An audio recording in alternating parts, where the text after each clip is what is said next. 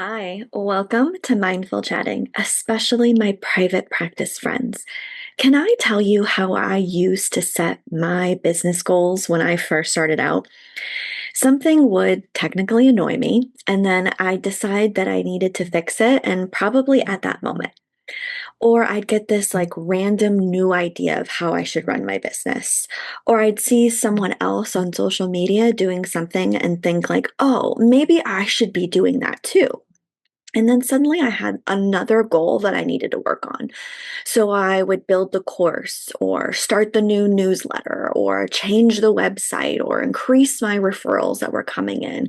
Maybe create a freebie, maybe post more, maybe take fewer clients or even more clients.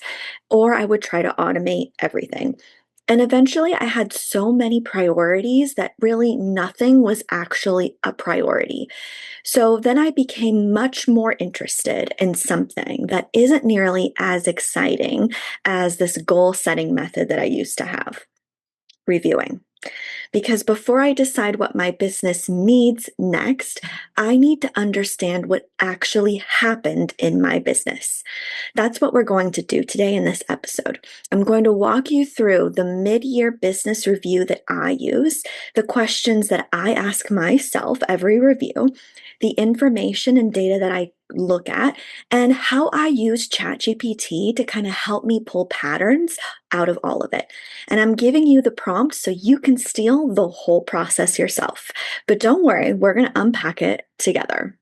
Welcome to Mindful Chatting, a podcast where therapy meets real life. I'm Kristen, a therapist, business owner, and a lifelong student of what it means to fully show up in our relationships, in our work, and in our healing. Here, we unpack mental health concepts, explore mindfulness tools, and talk through the messy, beautiful, in-between moments that shape us. Whether you're a fellow clinician, a curious listener, or someone navigating your own growth, this space is for you. Let's chat. I think most of us love new beginnings, especially people with ADHD. We love a new quarter, a new year, a new goal, even a fresh planner. It's all really, really lovely. But reviewing, well, that's not as sexy. It's not as exciting as all of these new novelty things because reviewing forces you to kind of look at the reality of your situation. And maybe the thing that we're convinced that would make us money, that we put all of this effort and time to, like, didn't. And maybe something we barely paid attention to performed incredibly well. And maybe our revenue growth, but our workload became absolutely ridiculous if you compared both of them.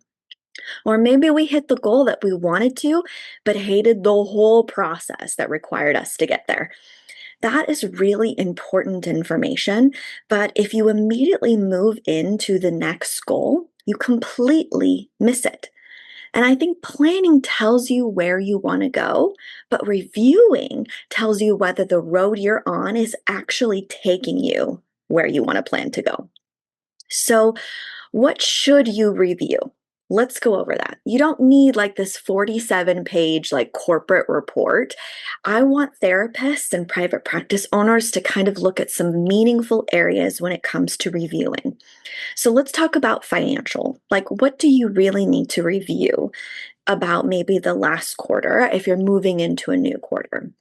You definitely want to look at your revenue, your expenses, maybe some profits that you've made, outstanding balances, maybe reoccurring costs, or any really major financial changes that's been happening within the business. Second, what I want you to look at is clinical. I want you to look at maybe the average caseload that you have each week. Maybe if there's been some cancellations over the past quarter, is there a pattern with the time or day with these cancellations? No shows, maybe the referral volume that's coming in. I want you to think about which populations you're actually serving, and is that what you were trying to serve? And which services actually take the most energy out of you to do them. The next aspect is operations. I want you to think about your documentation and your system of documentation, how you schedule people that are coming in that are either new or actual clients that you already have. maybe the billing system, like maybe how you collect payments and information, or if you submit insurance claims.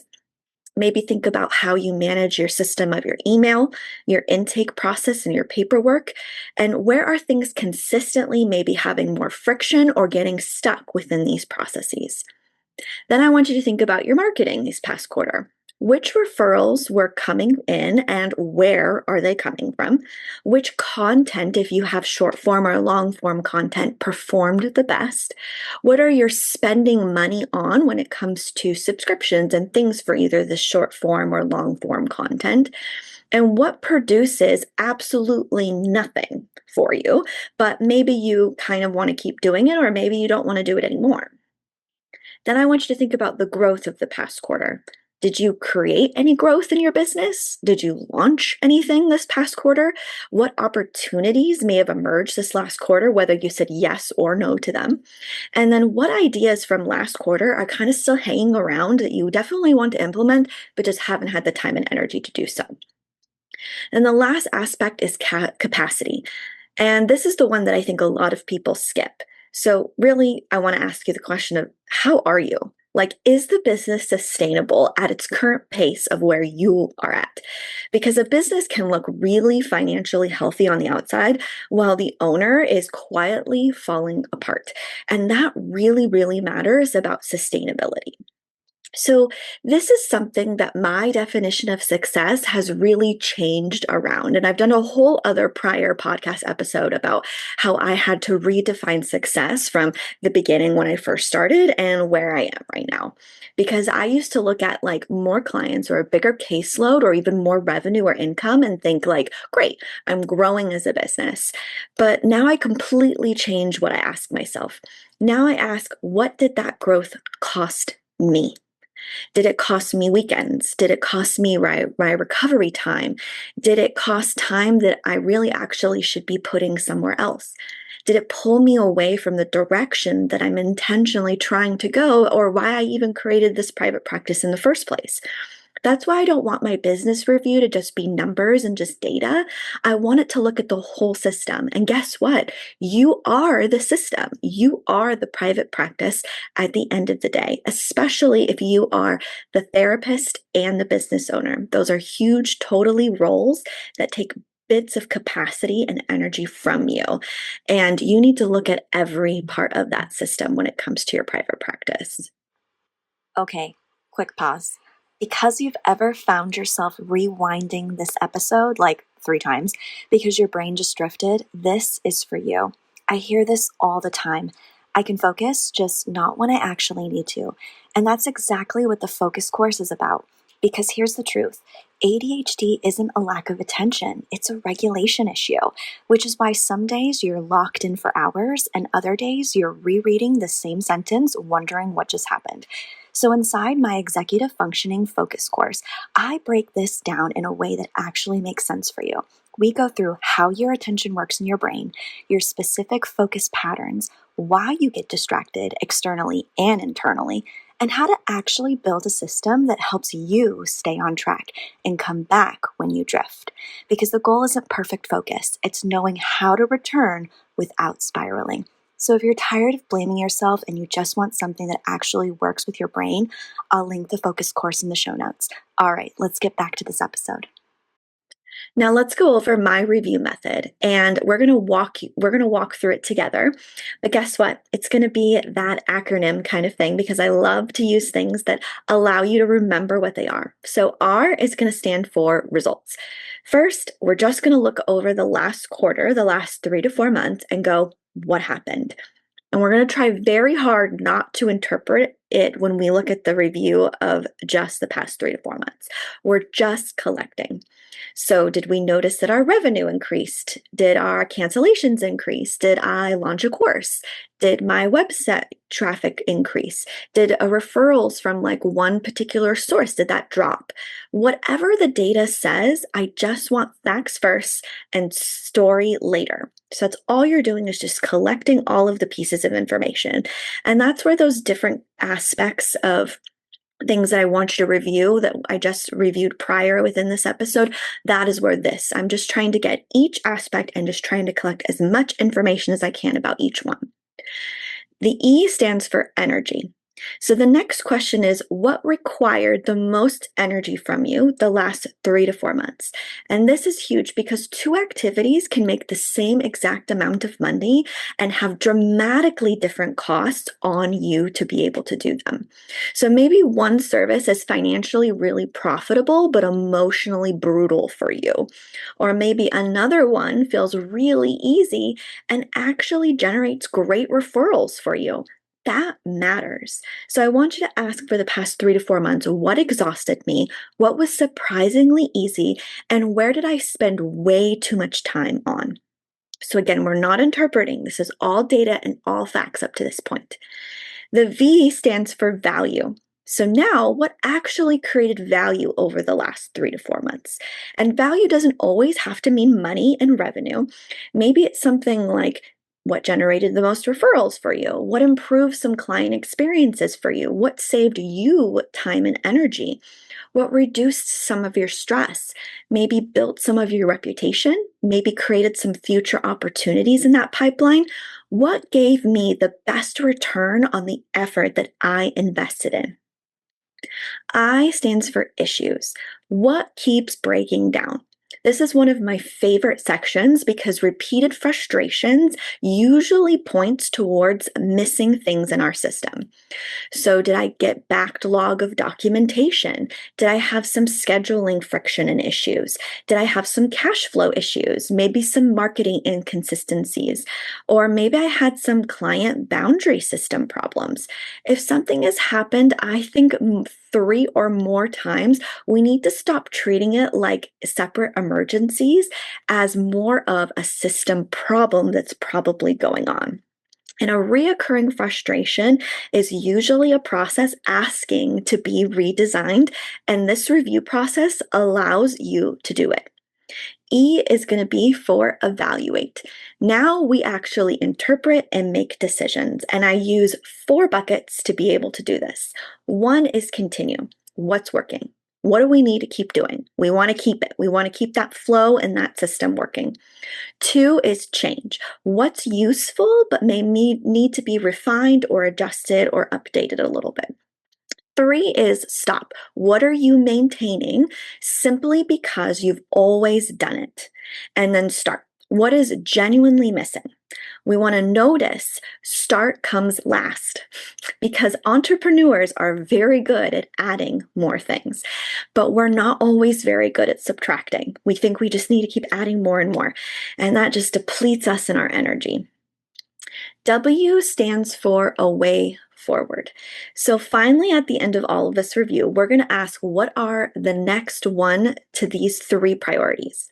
So not 9, not the entire vision board, 1 to 3 meaningful goals for the next 3 to 4 months. And each goal should really answer these questions. Why does this matter? Why is this priority going to be super important for you? What results am I trying to aim for? How will I know that I've met this goal? And what are the first few actions that I need to take right now in order to get me closer to that goal? If you're listening to this and thinking, this is exactly what I struggle with, I want you to know that I built something specifically for you. The EF, or Executive Functioning Activation course, walks you through why task initiation feels so hard with your ADHD and how to actually get yourself moving without shame, pressure, or burnout. It's short, practical, and designed for ADHD brains, not productivity culture. If starting is your biggest barrier, this course gives you structure, language, and tools that actually work for you. You'll find the link in the show notes. All right, this is where ChatGPT comes in. We're going to talk about AI. I don't want you to open your ChatGPT and type, what should my business goals be? Absolutely not. ChatGPT doesn't know your business better than you do. What it can do well is help you organize this data and information that you've been gathering and collecting, compare themes, identify patterns in all of this material, maybe challenge some vague thinking, and help turn like this big review of data into a clearer plan for you. ChatGPT supports file uploads and project based work, so you can keep relevant chats and source materials together when that fits your workflow. I want you to bring the evidence, though, your notes, your numbers, your goals, your observations, and then ask ChatGPT to help you think about what this looks like for you in your work. So this is how I use ChatGPT when it comes to my own workflow. So the step one is I gather all of this information. I collect the information I actually want to consider. I think about quarterly goals, my revenue numbers, my business wins, some challenges I've been having, maybe some marketing data, anything relevant that I want to really support for the next quarter. And obviously, I am not going to paste confidential client information into a general business planning prompt. It's more of I keep that clinical PHI out of the business review and just focus on data and numbers and how I want to perceive my goals for my business. And then I want to give ChatGPT some context. So I tell ChatGPT what my practice does, like what stage I'm in my business, how long have I been doing it for, maybe what my priorities have been, maybe what I want them to be moving forward, and what constraints have I been working under that may have limited my energy and capacity that's not maybe allowing my business to move. And then I ask for it to analyze. Not what should I do? I ask, what patterns do you see? Where do my goals and actions appear that may be misaligned with where I'm trying to go? Which problems keep repeating that maybe I'm not seeing? Or what appears to be producing the strongest return for me? And then I push back, and this is really important. I don't want to take the first answer that ChatGPT kind of spits out at me. So I say things like challenge my assumptions, or what am I overlooking, or which of these goals may be really unrealistic given the capacity that I'm in my season of my life. Now you're using AI to kind of expand its thinking. And then the last thing I do is I decide. So then you choose, not ChatGPT, you. The final decision has to pass through your values, your finances, your capacity, your ethics, and your long term vision. ChatGPT is a tool, it is not the answer to everything. So I want to give away my mid year business review quarterly goal prompt for you. And this is where, if you want to go into the show notes, you can copy and paste this right into your ChatGPT. I do not want it to recommend goals for you right out the gate. I want to help it first review your information objectively and then organize that review into sections for you. So you're going to get results and patterns, what appears to be working, what is creating friction, maybe the alignment check, or what that continue, change, stop, and start method, questions that you need to answer. And I also want it to challenge your assumptions and point out where you may be thinking things like not all the way through, or just because you're so blinded by your business. This is genuinely a free freebie, not just ask ChatGPT to make goals for you. So if you're looking for that, it'll be in the show notes. If you want to understand your ADHD in a deeper way, I've created the ADHD Crash Course, and it walks you through ADHD step by step so that you can actually start understanding your brain and not shaming it. Everything's in small, doable lessons designed for your ADHD in mind. The link is in the show notes. Let's talk about turning this review into your quarterly goals. So here's where most people mess up. So they'll review all of this information and then they'll create like 12 goals from it. No. I want you to imagine your business can make 3 meaningful moves in the next 3 to 4 months or your next quarter. I want you to think, instead of what are they, maybe let's talk about making them a little bit more measurable. So something that you know you hit in the next 3 to 4 months. So that can include increasing maybe your monthly revenue, maybe completing some intake automation space, launch a course, build some referral relationships, maybe reduce some documentation backlogging, maybe improve your cash revenue reserve. Whatever it is that's relevant to you, doesn't really matter what it is. It has to be relevant to where you are in your business. And if everything is a priority, nothing is going to be priority. So that's why we just choose 3. So then you're going to build the goal before you ever build the to-do list of what you're going to do. So I'm going to give you an example. Let's say the goal is to increase your clinician referrals. That's too vague. But let's develop a better one. How about develop 5 new active referral relationships by the end of your quarter? Now we have something that's actually measurable. So then we break that down into month one. We're going to identify 20 potential referral sources. We're not going to reach out to them. We're just going to research. That's all we're doing month one. Maybe month two, we're beginning our outreach and maybe scheduling some coffee dates or some meetings or some Zoom stuff to talk about what we can offer to them. And then maybe month three, we're following up and maintaining those relationships to see if they're going to bring some referral sources. So now we're moving from I should network more to an actual strategy that we're doing each month of our quarter. And next week's episode, we're going to take this even further because we're going to talk about how I take quarterly goals and break them down into monthly and weekly actions and how to build a dashboard so that the goal doesn't disappear after the exciting planning meeting happened. So for this week, I just want you to schedule one 60-minute business review for yourself. I don't want you to create any goals yet. I just want you to review. I want you to ask yourself what happened, what worked, what drained me, what keeps going wrong, what should I stop doing? And then use that ChatGPT prompt if you'd like to help organize what you find. Only after that, choose the next quarter goal. I think one of the biggest differences between reacting to a business and leading one is simply creating time to look at it. Not when something is broken, not when taxes are due, and not when you're panicking about your revenue. I think you should do this regularly. Your business is always generating data and information for you, and your calendar is information. Your bank account is information. And guess what? So is your stress level. So is your referrals, your unfinished projects. Those are all information and data for you. The question is are you using that data? So before you create another goal, review the business you actually have, then decide what deserves your attention next. Because good strategy doesn't start with what else can I do? It starts with what is everything I've already done trying to teach me about me and my business. I want to thank you for joining me. And as always, be gentle with your mind. One more thing before you go, and this helps me personally, staying present and grounded, which we all need, especially when your brain wants to spiral into disconnection.